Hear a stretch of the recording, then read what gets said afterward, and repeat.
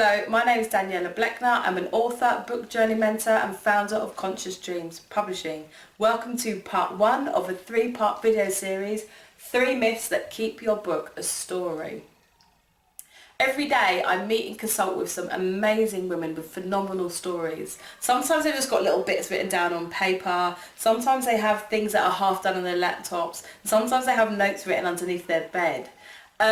But when I read the samples of what they've written, I cannot help but think, wow, the impact that that could actually have on the reader in front of that book. That's what I think of when I read the writing.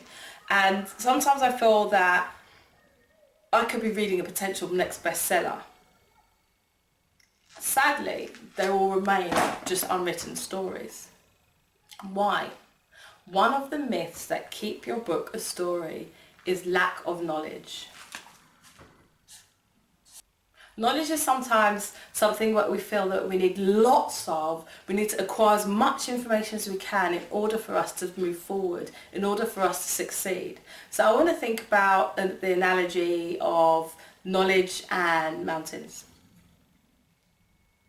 In 2000, I climbed Mount Kilimanjaro. I'm going to try and draw that for you.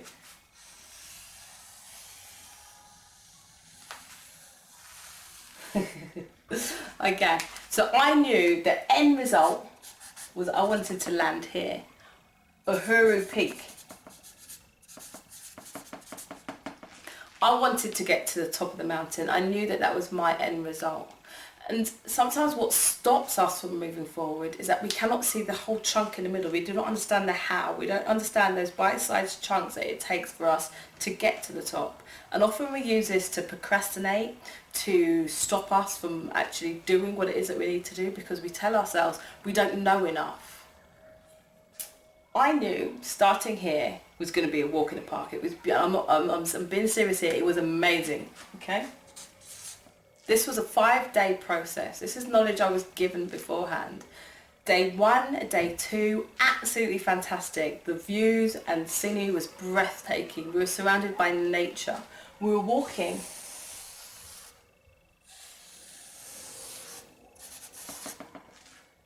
in this sort of direction. So the terrain was flat. It wasn't such an arduous task. And I knew it was going to be like this for 2 days. It was amazing. But I also knew day 3 would get harder.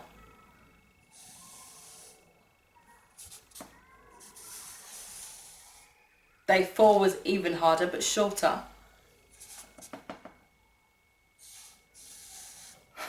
And day 5 was the killer. I knew on day 5 we were going to be woken up at midnight at Gilman's Point and walking literally uphill to the top of Uhuru Peak.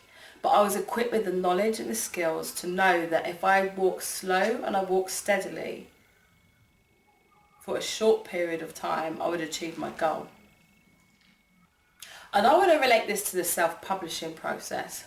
When we're writing our story here, sometimes we're so busy looking up here that we actually stop that process. We stop that writing process because we don't understand what it takes to go through those different steps. So step 1 is to acquire an ISBN. An ISBN is a 10 or 13 digit number on the back of your book by the barcode, and what it is, it directly catalogues your book directly to the publishing company that you have published through. And it means that any retailer, any book stockist, any bookseller, any library can look up your book and find you. This is essential for anyone who wants to globally distribute their book. So the first thing to do is to acquire an ISBN. I have got a whole video about ISBNs, but you can acquire 10 ISBNs at Nielsen's. It's best to buy them in chunks because you need an ISBN for each format of your book. So if you've got an ebook, you need an ISBN. If you have a print-on-demand book, you also need a different ISBN. So that's your first step. Your second step is the editing stage. So there's 3 different types of editing. You've got content editing, you've got copy editing, you've also got proofreading. So depending on what stage your manuscript is at, you will need 1 or all 3 of these different types of editing. So now we've completed the content of your book, it's about looking at the interior design. So step 3 is typesetting. So a typesetter is largely concerned with the interior design of your book. So we're looking at the chapter headings, we're looking at the font, the margins, the trim size, the table of contents, and generally how the inside is arranged.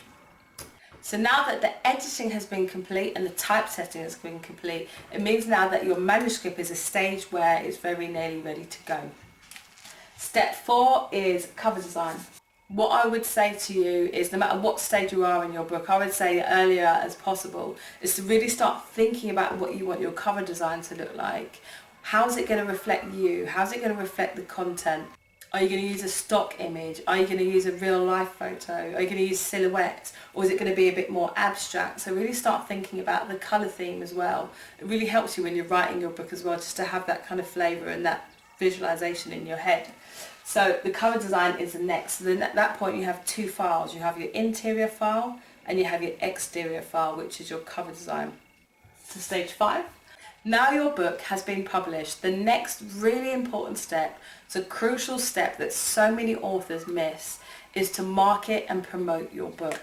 I speak to so many authors on a regular basis who say that they published their book, or the first time they published their book, they published it, put it out there, and it got lost in a busy market. And I'm so passionate about not allowing that to happen to your book.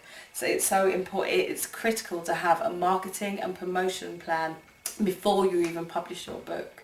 So just knowing those steps is just so important. The reason I do what I do is because in 2014 I published my own book. I had no idea about the whole process, and I found myself bombarded with information. We say that we have lack of knowledge, but there is knowledge everywhere. Sometimes having too much knowledge can be crippling. I found all of this quite overwhelming, and I really just wanted to find one place that I could get all of this information.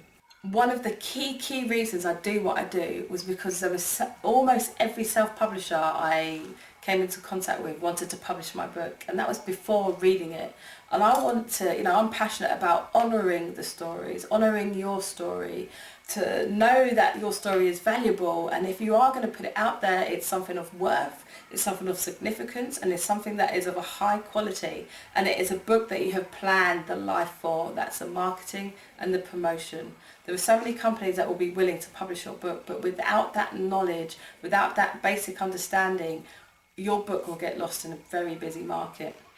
So just to go over these 5 key tips or key points of publishing. 1 is to acquire ISBNs. It's best to buy them 10 in bulk.